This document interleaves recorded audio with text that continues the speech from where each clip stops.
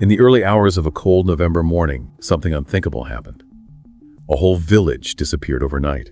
No one could explain it until the RCMP investigated, but what they uncovered will leave you speechless. The villages were gone, the graves disturbed, and the smell of something burning just filled the air. What could cause a village to vanish like that? Was it a spiritual curse or something even more terrifying? When the Mounties arrived, the village was shrouded in mystery, but what they found left them questioning their own eyes. What was that strange blue light they saw in the sky? And could this be proof of something otherworldly? Stick with us as we piece together the chilling clues, the final message from the villagers, the mysterious lights, and the RCMP's shocking discovery. What really happened at Lake Anjikuni? The truth might be closer than you think. But before we dive in, if you're a fan of the strange, dark, and mysterious delivered in podcast format, then you've come to the right place. That's all we do. We upload every day, so if that interests you, please subscribe to Nightbounders and turn on all notifications so you never miss our uploads. So how did a whole community just vanish without a trace? Let's break it down. We're diving into the mystery of an Inuit village, near Canada's Lake Anjikuni. It's a place so remote, it's almost swallowed by the vast frozen wilderness. It's November 1930, and fur trapper Joe LaBelle is making his way to the village, expecting to trade his pelts for supplies. But what he finds instead is a silence. So profound, it's almost a physical presence. It's important to remember the context here. The Royal Canadian Mounted Police, better known as the RCMP, are the primary law enforcement agency in these remote areas. They're the ones who ultimately investigated this case, and their findings, or lack thereof, are a big part of why this story remains so perplexing. Right, so LaBelle arrives at this village, and immediately something feels off. He sees smoke curling from chimneys, indicating recent activity. But there's no sound of life, no welcoming calls, just an unsettling stillness. It's like the village is holding its breath. He finds meals left half-eaten, a child's coat mid-repair, as though the seamstress simply vanished mid-stitch. Fires are still burning in hearths, but the villagers themselves are nowhere to be found. And then there's the detail about the sled dogs. LaBelle found them dead, seemingly, from starvation. Which is strange, right? Why would they starve with food seemingly available all around them? It's a question that haunts this entire case. Huskies are incredibly resilient animals, and they're driven by a powerful instinct to survive. Something had to have terrified them, prevented them from even approaching their food. It speaks to a level of fear that's hard to comprehend. Adding another layer to this unsettling scene, LaBelle discovers something truly disturbing.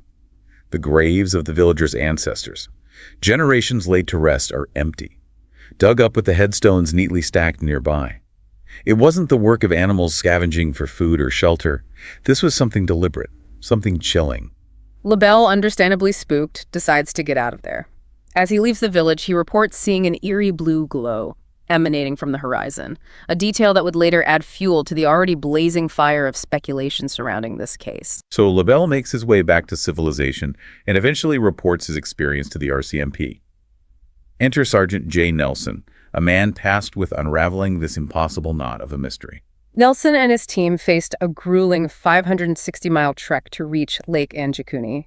It's a journey that underscores the remoteness of this region, the harsh realities of life in the Canadian wilderness. Along the way, they start gathering information, piecing together fragments of a puzzle that seems to defy any logical explanation. And those pieces are just as bizarre as the initial discovery, right? I mean, they interview a frostbitten Inuit trapper named Simek, who tells a tale of a vengeful spirit called Tornrark, said to roam the frozen wastelands, bringing misfortune to those who cross its path. Nelson, a man of logic and reason, approaches this case from a law enforcement perspective, so understandably, he's skeptical of tales of vengeful spirits.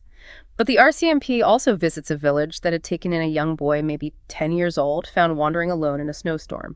The boy was completely silent, unable or unwilling to communicate, and no one knew where he came from. So we have a silent boy appearing around the same time as this mass vanishing. It's almost too strange to be a coincidence.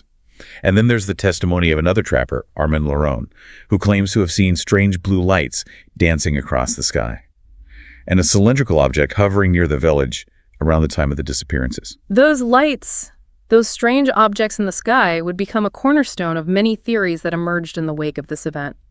Were they simply atmospheric phenomena, tricks of the light in a region known for its unpredictable weather, or were they something more, something that defied our understanding of the natural world?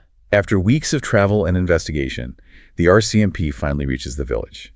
And what they find confirms everything LaBelle described: the empty homes, the abandoned meals, the unsettling silence, and of course those empty graves. It's a scene frozen in time, a snapshot of a life interrupted. Nelson was meticulous in his notes, documenting every detail, searching for any shred of evidence that could explain what happened to the villagers.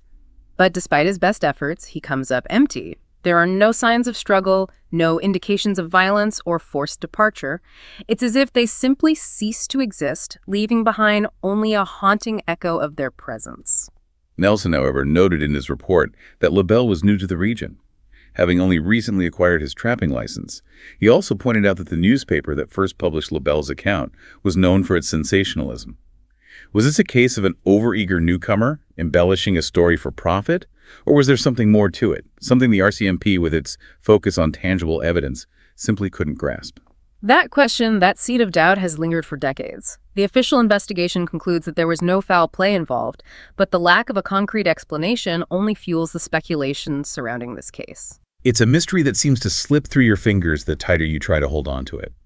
And in the vacuum of definitive answers, a multitude of theories have taken root, each attempting to make sense of the seemingly senseless. Let's revisit one detail that often gets overshadowed by the, more dramatic aspects of this case: the weather. LaBelle set off on his journey in November, a time when the Northwest Territories are typically locked in a deep freeze. Yet that particular November was unseasonably mild. Could this seemingly innocuous detail be a piece of the puzzle? That's interesting. You're suggesting the weather might be more than just a backdrop to this story. Could it have played a role in the villagers' disappearance? The Inuit were masters of survival, their lives intricately intertwined with the rhythms of nature. A mild spell wouldn't have driven them from their homes. They were equipped to handle the harshest conditions. But what if that unusual warmth was a symptom of something more, something impacting the environment on a deeper level? Okay, so maybe the mild weather wasn't the cause of the disappearance itself, but a sign, an omen of something bigger, something ominous. Precisely. And it raises a whole host of questions. Could there have been a geological event we haven't uncovered? Perhaps a localized shift in the Earth's magnetic field, or an atmospheric anomaly, something that disrupted the natural order of things? Those are some thought-provoking possibilities. It makes you wonder if we've been too focused on the human element of this mystery and overlooked the potential role of the natural world. We have to consider all angles. And this is where those strange lights LaBelle and Lerone witnessed become even more intriguing. The aurora borealis, the northern lights, are a common sight in that region, but both men describe something more defined, more deliberate. Lerone even mentioned a cylindrical object in the sky, something that seemed to transform and then shoot off towards the direction of Lake Anjikuni.